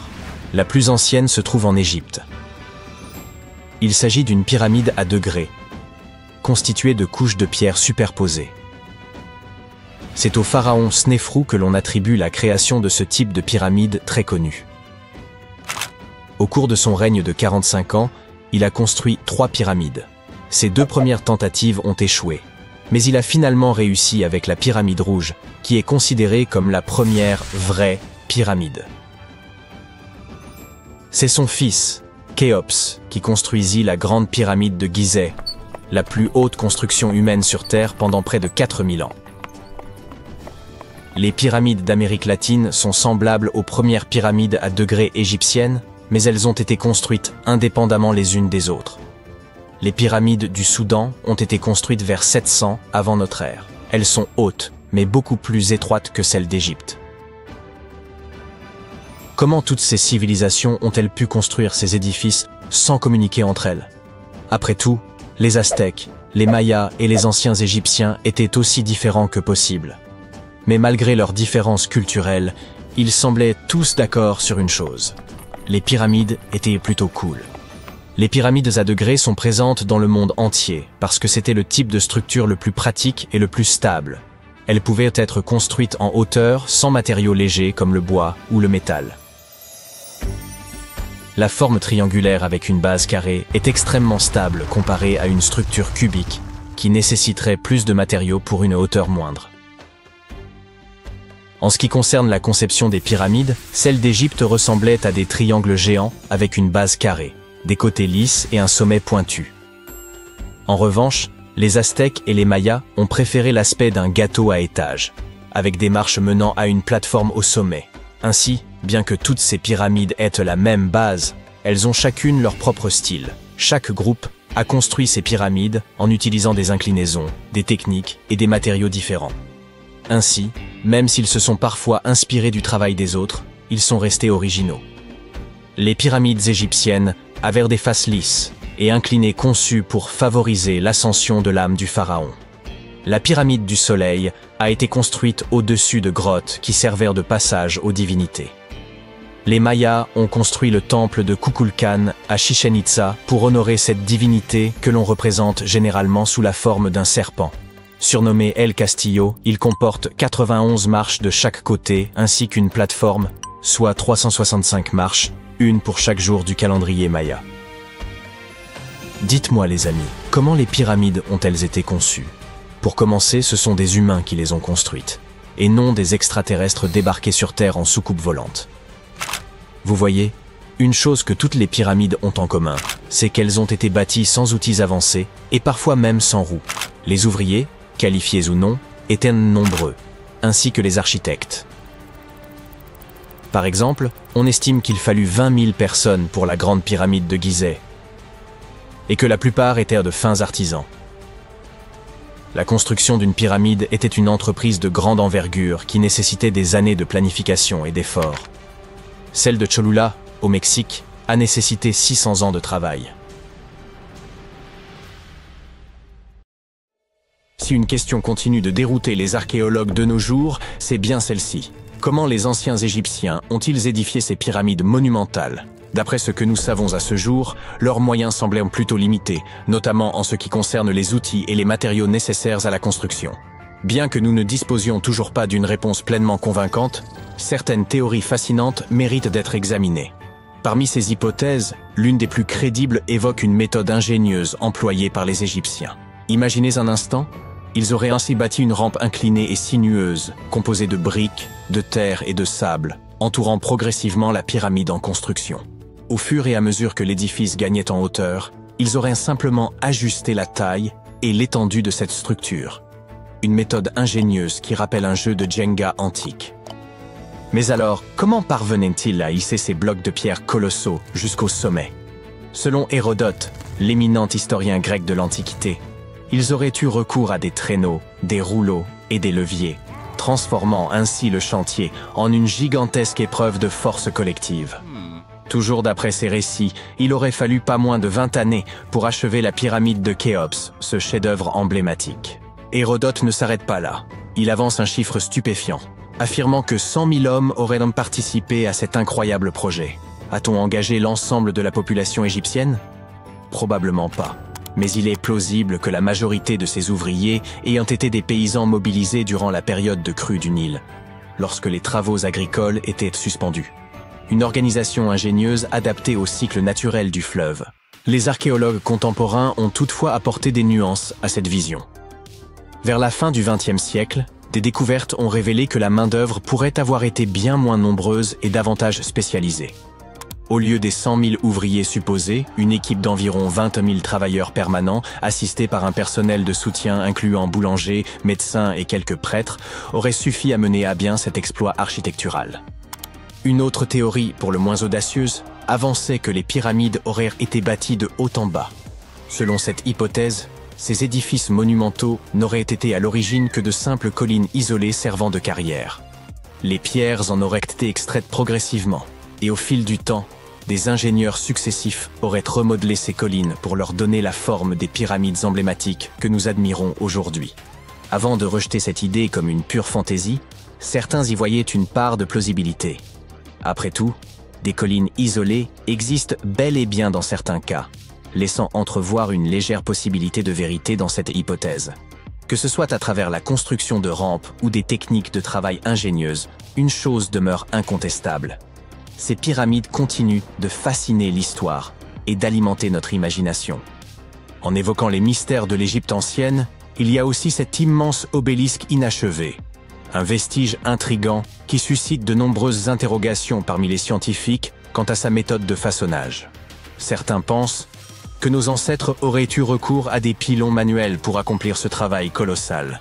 Un spécialiste propose toutefois une interprétation différente. En examinant attentivement les motifs laissés par l'outil utilisé, il souligne une caractéristique intrigante. Les parois des tranchées entourant l'obélisque affichent des stries régulières et bien alignées, ce qui semble improbable si ces marques résultaient uniquement de coups portés par des mains humaines. Selon cet expert, ces striations horizontales sont typiques d'un outil mécanique effectuant des pauses régulières tout en retirant la matière. Mais ce n'est pas tout. Imaginez un outil oscillant d'avant en arrière contre les parois de la tranchée, évacuant les débris pour empêcher un rétrécissement progressif. Dans ce scénario, cet outil aurait pu imprimer des stries horizontales particulières aux endroits où il exerçait une pression contre les parois latérales. Cela semble être de la technologie de pointe, n'est-ce pas? Et devinez quoi? Il est peu probable que les Égyptiens de la 18e dynastie aient eu accès à un savoir-faire aussi avancé. Un autre égyptologue renommé, lors de ses explorations, a également découvert plusieurs perceuses à carottes. Bien que les véritables mèches de forage en soient absentes, sa collection renferme des vestiges curieux de carottes en calcaire, en albâtre et même en granit. Les Égyptiens ne se contentèrent cependant pas de ces constructions impressionnantes. En réalité, ils furent les génies à l'origine du miroir portatif. Oui, ce petit miroir que l'on utilise quotidiennement pour inspecter notre apparence. Mais voici l'astuce. Ces miroirs étaient de véritables œuvres d'art. Ils étaient ornés d'inscriptions et de figures décoratives. Ce n'est pas tout. Les Égyptiens prenaient grand soin de leur apparence. Ils comprenaient l'importance de l'hygiène personnelle et de soigner leur image. Dans leur quête de dents éclatantes, ils ont inventé les brosses à dents et le dentifrice. Les problèmes dentaires étaient fréquents à l'époque et leur sourire n'était pas forcément d'un blanc immaculé. L'art dentaire n'était pas leur domaine de prédilection, vous comprenez? Peut-être que leurs esprits étaient plus accaparés par la construction des pyramides. Cela dit, ces anciennes recettes de dentifrice étaient loin d'être inintéressantes. L'une des concoctions les plus originales incluait du sel-gemme, de la menthe, des pétales d'iris séchés et du poivre. Quelques dentistes ont eu le courage de tester cette formule et, à leur surprise, elle s'est révélée assez efficace. De la cendre broyée était incluse dans une autre recette pour préparer une pâte nettoyante pour les dents. Mais l'absence de menthe laissait quelque peu à désirer en matière de fraîcheur. C'est alors que les Égyptiens ont eu l'idée brillante d'inventer les premiers bonbons pour la laine. Ils fabriquèrent des pastilles à base d'épices chauffées, comme la cannelle, qu'ils mêlaient à du miel. Passons maintenant à l'art de la décoration intérieure, à la mode égyptienne. Ils ont véritablement élevé l'ornementation à un tout autre niveau. Bien que la décoration du mobilier ait pris naissance en Mésopotamie, les Égyptiens l'ont sublimée. Ils ont misé sur une grande variété de couleurs et ont même créé des papiers de différents grammages. Et n'oublions pas ces petits tapis d'appoint que nous possédons tous chez nous aujourd'hui. Devinez qui en a eu l'idée? Eh bien, les Égyptiens. Ils utilisèrent la plante de papyrus, extrêmement versatile, pour tisser ces tapis douillets. Et en parlant de tendance, les Égyptiens étaient de grands amateurs de bibelots. Ils possédaient toute une collection de petites figurines représentant des chats, des chiens et des personnages humanoïdes. Ces statues étaient fabriquées dans divers matériaux, allant de la boue séchée au soleil jusqu'à l'or. Tout dépendait de votre richesse. L'agriculture occupait une place de choix dans la société égyptienne, et ils comprenaient bien que l'eau propre était essentielle pour leur culture et leurs bêtes. C'est pourquoi ils ont mis au point des inventions et des techniques visant à garantir la fertilité de leurs terres et le bien-être de leurs plantes. Ils ont d'abord eu l'idée brillante d'utiliser des charrues tirées par des bœufs. Il existait deux types de charrues, lourdes et légères. La charrue lourde labourait en profondeur, creusant de grands sillons, tandis que la charrue légère suivait, aérant la terre. Mais ce n'était pas tout. Après le labourage, les Égyptiens brisaient les mottes de terre et semaient les graines. Pour bien enfoncer ces graines dans les sillons, ils faisaient traverser leur bétail sur le champ, fermant ainsi efficacement les sillons. Mais tout ce travail serait vain si les graines restaient aussi sèches que le désert. C'est là qu'intervient l'irrigation. Les Égyptiens étaient si compétents dans ce domaine que d'autres civilisations, comme les Grecs et les Romains, ont été forcés d'adopter leur méthode. Maintenant, changeons de sujet et plongeons dans l'architecture splendide de l'Égypte ancienne. Ces bâtisseurs n'étaient pas seulement des experts en agriculture, ils étaient aussi des maîtres architectes. Ils ont construit des canaux raffinés pour acheminer l'eau vers les fermes et villages, et croyez-nous, ils savaient comment embellir ces canaux. Imaginez-vous flâner le long d'un canal bordé de structures décoratives. Le pharaon Ramsès II, surnommé le Grand, était un véritable prodige en matière de construction. L'une de ses créations les plus impressionnantes se trouve à Abou Simbel. Ce temple a été conçu de façon à ce que, 2 fois par an, le soleil pénètre directement dans le bâtiment pour illuminer la statue du pharaon. Et n'oublions pas l'encorbellement. Sans cette merveille architecturale, des structures aussi impressionnantes que la pyramide de Khéops n'auraient jamais vu le jour. Les Égyptiens maîtrisaient l'art de faire tenir des édifices majestueux, grâce à leur génie en ingénierie et en construction. Ils ont érigé de vastes salles et des sanctuaires intérieurs qui ne manqueront pas de vous émerveiller. Et certains de leurs temples servaient également d'observatoires astronomiques.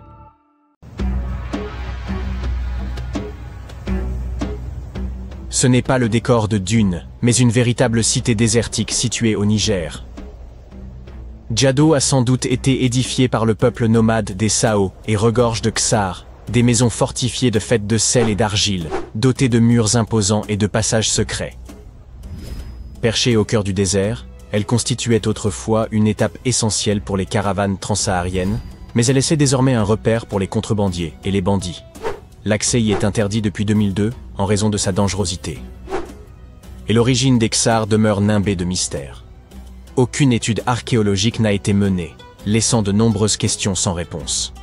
Même aujourd'hui, les sables changeants révèlent et dissimulent des parties de ces anciennes ruines, alimentant les spéculations sur ce qui pourrait encore être caché sous le désert.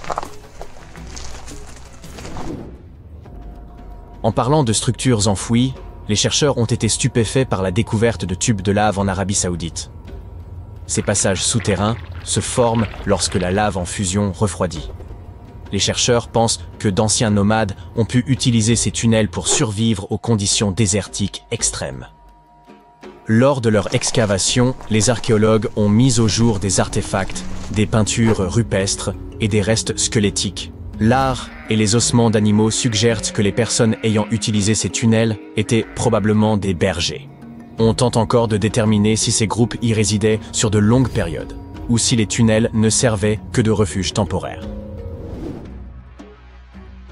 La pyramide de Khéops se dresse depuis des millénaires, mais elle continue de receler des secrets. Grâce à une technologie de balayage avancée, les scientifiques ont découvert 2 structures cachées sous un ancien site funéraire. La première forme une structure peu profonde en elle, tandis qu'en dessous se trouve un espace bien plus vaste, qui pourrait être un lieu de sépulture ou une chambre.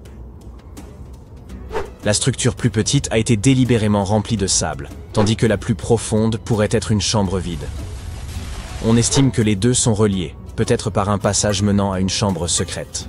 Cette découverte est d'importance capitale, car elle pourrait nous offrir de nouvelles perspectives sur les bâtisseurs des pyramides et leurs motivations. Le monde est riche en écrits anciens, mais certains messages demeurent impénétrables, à l'instar du mystère de la tablette de Bachplémy. Cette pierre énigmatique, extraite d'un lac en Géorgie, est recouverte de symboles que personne n'arrive à déchiffrer. Malgré les progrès technologiques, les experts restent totalement déconcertés. Cette tablette, de la taille d'un livre, comporte 60 symboles gravés avec soin sur sa surface. Mais 39 d'entre eux ne correspondent à aucune langue connue. Certains de ces symboles ressemblent à ceux des civilisations anciennes du Moyen-Orient, de l'Inde et de l'Égypte, mais aucun n'est parfaitement identique. Pour compliquer davantage les choses, une partie de la tablette est brisée, laissant un fragment irrémédiablement perdu. Pour exclure toute supercherie, les scientifiques ont minutieusement examiné la tablette. Ils ont confirmé qu'elle était constituée de basalte vacuolaire, une roche locale d'une grande dureté. Quiconque a sculpté ces symboles devait posséder une grande expertise. Sur la base de découvertes archéologiques similaires, les spécialistes estiment que la tablette pourrait dater de la fin de l'âge du bronze ou du début de l'âge du fer.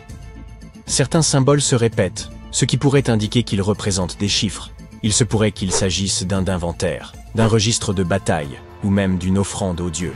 Tant que le code n'aura pas été décrypté, la tablette de Bachplémy restera un mystère insondable des profondeurs de l'histoire. Les experts sont toujours déconcertés par la signification de ce disque minoen. Le disque de Phaistos est l'une des découvertes les plus mystérieuses de la civilisation minoenne. Cet objet en argile de 15 cm, découvert en 1908, comporte des marques en spirale étranges que personne n'a encore complètement décodées. Le disque comporte 240 et un symboles des 2 côtés, représentant tout, des humains et des animaux aux outils et aux plantes. On a proposé de nombreuses théories sur la signification de ces symboles. Certains pensent qu'il pourrait s'agir d'une forme archaïque de grec, d'autres y voient une prière ou un hymne, et certains croient même que cela pourrait être une lettre d'un roi d'Anatolie adressée à un souverain grec. Voyons qui sera le premier à résoudre ce mystère. C'est toujours une journée palpitante pour un archéologue lorsqu'il découvre quelque chose d'aussi impressionnant qu'une tête en marbre vieille de 2000 ans. Une mission archéologique française a entrepris des fouilles dans une vieille maison médiévale proche d'Alexandrie, en Égypte, et a mis au jour la tête d'une statue représentant un vieil homme, probablement malade. Cette statue date de la dernière dynastie égyptienne avant l'annexion de l'Égypte par l'Empire romain, et le site de sa découverte est lié à des figures historiques comme Cléopâtre et Marc-Antoine. Pour les archéologues, même les plus petites trouvailles sur ce site revêtent une grande importance. Vous avez sûrement entendu parler de Lucie, l'Australopithèque, un ancêtre précoce des humains? Eh bien, des scientifiques ont retrouvé des empreintes de son espèce quelque part en Tanzanie. Les empreintes de l'étolie, comme on les appelle, ont plus de 3 millions d'années. La piste s'étire sur 27 mètres et comprend environ 70 empreintes, laissées par un groupe d'humains primitifs ayant traversé des cendres volcaniques humides. Ce qui est fascinant, c'est que ces premiers humains marchaient déjà sur 2 pieds, comme nous, sans être courbés comme des singes. L'espacement rapproché des empreintes montre qu'ils avaient probablement des jambes et une foulée plus courte que la nôtre aujourd'hui. Dans un ancien temple égyptien, des archéologues ont découvert un sanctuaire d'apparence banale. Un lieu dédié aux faucons et à 2 divinités. L'une d'elles avait une tête de faucon, tandis que l'autre portait une couronne ornée d'un disque solaire et des cornes de vache. Mais la découverte la plus intrigante était une inscription qui disait « Il est inapproprié de faire bouillir une tête ici ». Au centre du sanctuaire, 15 faucons sans tête étaient soigneusement disposés sur un piédestal, probablement en offrande à la divinité analogue. Une théorie avance que les oiseaux ont d'abord été bouillis, peut-être pour retirer leurs plumes, avant d'être placés dans le sanctuaire, conformément à la règle étrange gravée dans la pierre. Les archéologues ont également retrouvé à proximité un harpon en fer de 33 cm. Sa fonction exacte reste inconnue, bien que le sanctuaire contienne également des restes de poissons, de mammifères et d'œufs d'oiseaux, ce qui suggère que les rituels incluaient peut-être des festins. Et parlant de l'Égypte antique, voici Hathor. Les scientifiques l'ont nommé d'après la déesse égyptienne de la maternité, de la musique et du chant. Cette statue en bois, exposée au Metropolitan Museum of Art de New York, était vue comme un simple objet décoratif jusqu'à ce qu'un secret surprenant soit révélé. En utilisant une machine à rayons X, les experts ont découvert un mécanisme à l'intérieur, avec des poulies et des axes reliant son épaule à sa jambe gauche. Lorsqu'il est activé, le système permet à sa main de monter et de descendre. Une véritable prouesse d'ingénierie vieille de plus de 3000 ans. Cette statue a été façonnée durant le Moyen Empire égyptien, vers 1800 avant notre ère, et est souvent comparée aux automates du 19e siècle, en raison de sa conception avancée. Il est probable que la statue ait été utilisée lors de cérémonies religieuses, symbolisant le rôle d'Hathor dans les arts. Les traits d'Hathor sont finement peints et accentués de feuilles d'or, ce qui laisse à penser que les Égyptiens possédaient une compréhension précoce de l'automatisation et de l'ingénierie mécanique. La fonction de la statue pourrait être liée à des rituels dans les temples où la musique et la danse occupèrent une place centrale dans les cultes. Une découverte inattendue a eu lieu dans le nord du Koweït, où une équipe polono-koweïtienne a déterré une statue mystérieuse vieille de 7500 ans. Cette statue présente un crâne allongé, sans bouche, des yeux étroits et un nez aplati.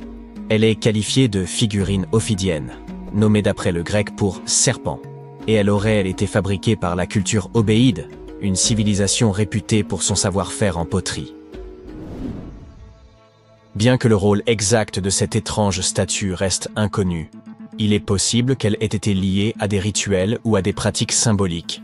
Certains scientifiques estiment que ces figurines, retrouvées dans des maisons ou des lieux de sépulture, étaient associées à des croyances culturelles importantes.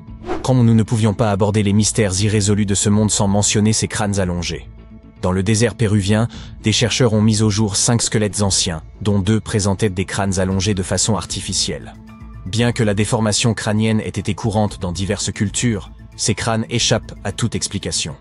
Les légendes locales évoquent les gentils, une mystérieuse race bannie sous terre par les dieux. Certains affirment que ces crânes représenteraient cette race. D'autres pensent qu'il s'agit d'une anomalie génétique. Théorie confirmée par la découverte d'un crâne de nourrisson, bien trop grand pour avoir été modifié artificiellement.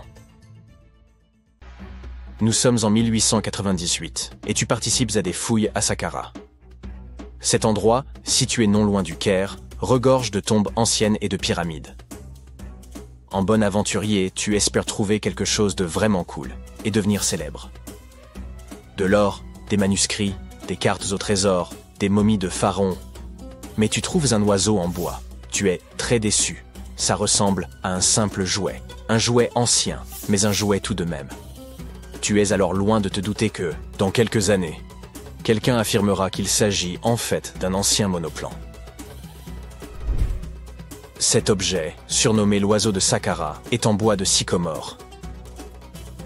Il a une envergure d'à peine 18 cm et pèse environ 40 grammes. Un beau souvenir de ton voyage en Égypte, à mon avis. Il a plus de 2000 ans et est assez simple, sans plumes gravées ni aucune autre décoration. Il a cependant un bec et des yeux, ce qui le fait un peu ressembler à un faucon, l'emblème du dieu Horus. Sa queue a quelque chose d'inhabituel, elle est carrée. étrangement droite, et on dirait qu'une pièce aujourd'hui manquante venait autrefois la compléter. Nous adorons résoudre les mystères. Du coup, plusieurs théories ont été avancées au sujet de cet oiseau. La première, toute simple, est qu'il s'agissait d'un objet cérémoniel. La deuxième idée est qu'il s'agissait du jouet d'un enfant né dans une famille aisée. Il pourrait s'agir d'une sorte de boomerang, très populaire dans l'Égypte ancienne. Enfin, selon une autre théorie, l'oiseau aurait été utilisé comme girouette. Mais cette théorie n'a pas été retenue, car la figurine ne présente aucun trou ou marquage, à l'exception de celui qui a été fait au musée du Caire pour la fixer sur son socle. Il n'y avait donc jadis aucun moyen de l'accrocher.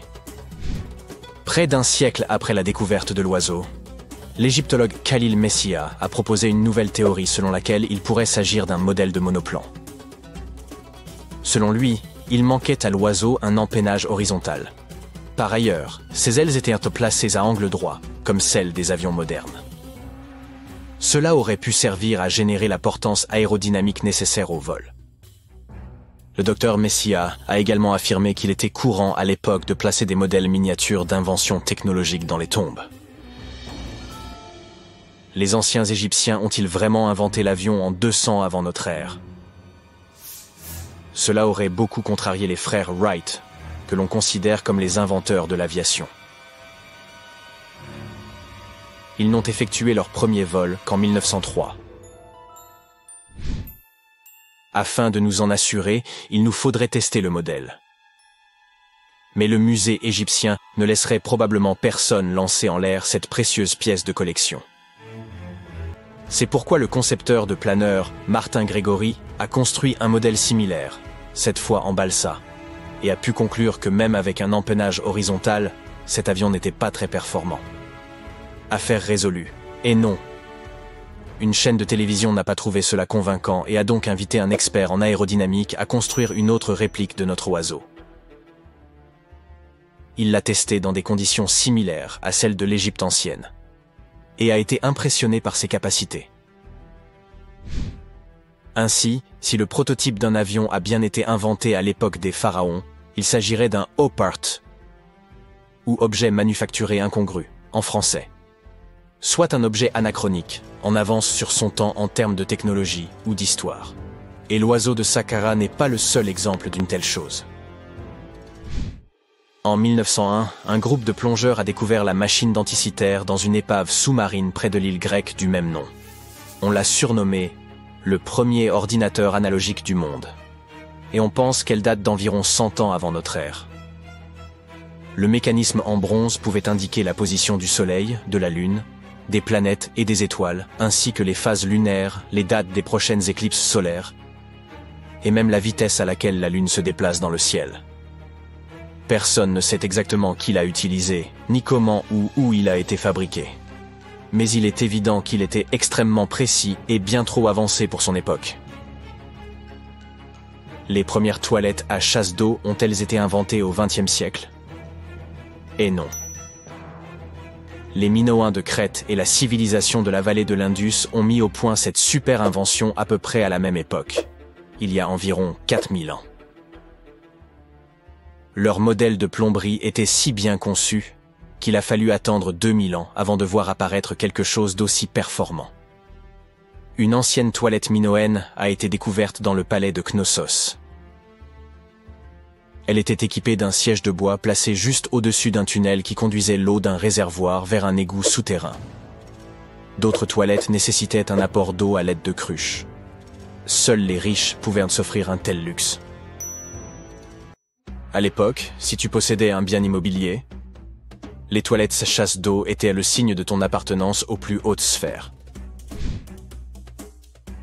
Les portes automatisées étaient une chose nouvelle en 1931. Mais la technologie qu'elles utilisent est en fait beaucoup plus ancienne. Elle date du 1er siècle de notre ère. Le mathématicien et ingénieur Héron d'Alexandrie imagina à cette époque un système capable d'ouvrir et de fermer les portes. Pour faire fonctionner son invention, il fallait allumer un feu. Un pot en laiton était placé sous le feu, à moitié rempli d'eau.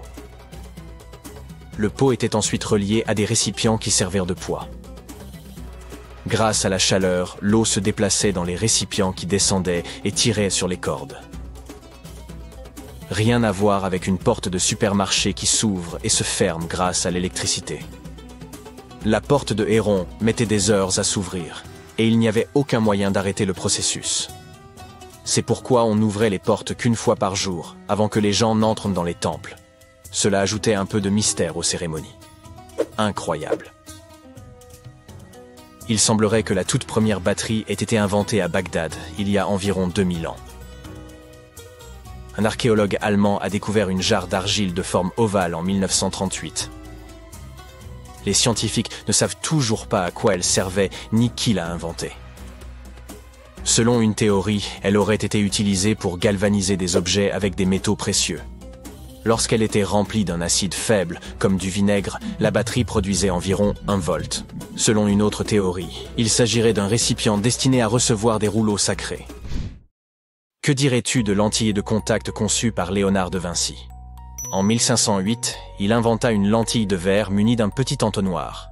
Il n'y avait qu'à verser de l'eau à l'intérieur, et cela améliorait la vision. Mais ce n'était pas super pratique. 100 ans plus tard, René Descartes décida d'améliorer cette idée. On dit lentilles de contact, parce qu'elles sont censées entrer en contact avec les yeux, tu vois? Ce tube de verre rempli de liquide permettait une meilleure vision. Mais il était hélas impossible de cligner des yeux. 2 siècles et demi plus tard. La technologie du verre permit aux scientifiques de concevoir des lentilles qui s'inséraient dans l'œil et permettaient même à leurs porteurs de cligner des yeux. Une belle invention. Toutefois, ces lentilles étaient fabriquées en verre soufflé et l'œil ne pouvait pas respirer. Une 50aine d'années plus tard, les concepteurs adoptèrent le plastique, plus léger, incassable et résistant aux rayures, même si les lentilles couvraient encore l'œil entièrement. Ce n'est qu'en 1948 qu'un certain Kevin Tuohy ponça une lentille en plastique et se rendit compte qu'elle restait en place même en ne couvrant que la cornée. Imagine-toi vivre dans le Londres du 19e siècle et avoir besoin d'envoyer un message à New York. Cela prenait alors une dizaine de jours. Du coup, lorsqu'en 1858 les délais passèrent de quelques jours à quelques heures, ce fut une véritable révolution. Le premier message fut envoyé par la reine Victoria elle-même, grâce à un câble télégraphique transatlantique qui passait sous l'océan. Hélas, cette invention ne survécut que quelques semaines. Et il fallut attendre des années pour qu'on puisse à nouveau s'en servir.